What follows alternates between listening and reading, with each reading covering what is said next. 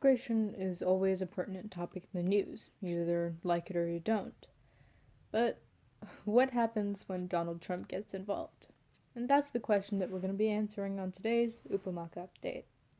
This is the January edition of the Upamaka Update, and I'm your host, Uma Upamaka. And today, as the title and the intro suggested, we're going to be discussing immigration, DACA, and of course, Donald Trump. Now, two of these things go hand in hand, obviously, immigration and DACA. And Donald Trump got involved a lot later in the picture. But first, let's start with going over what DACA is.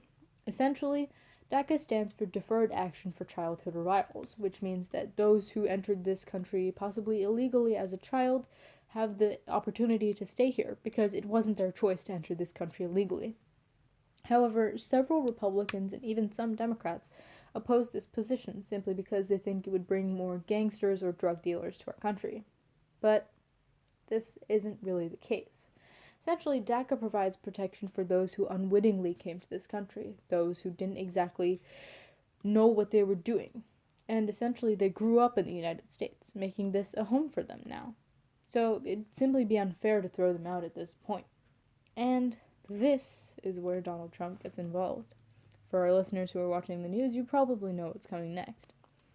But Donald Trump, from the very beginning of his statements, from the very beginning of his presidency even, made several statements concerning the legality of DACA, stating that it was bringing more, as he so eloquently put it, bad hombres into this country, which is, again, a falsehood.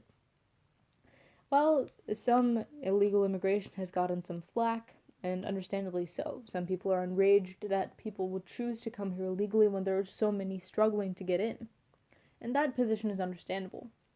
But what isn't understandable is penalizing those who didn't choose to come here in the first place, those who were forced to come here simply because their parents came here. And throwing them out at this stage in their life would simply be unfair. So now let's move to most of the general public's position on DACA. According to Politico, on September 5th, 2017, just 24% of Republicans, 12% of independents, and 8% of Democrats say that Dreamers should be deported.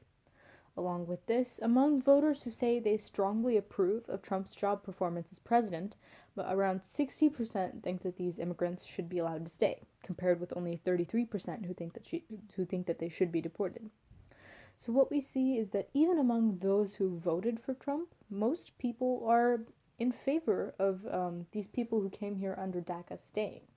Essentially, this program protects 700,000 people, childhood arrivals who, again, had no choice in what they did or said at that point in time. And most people see that.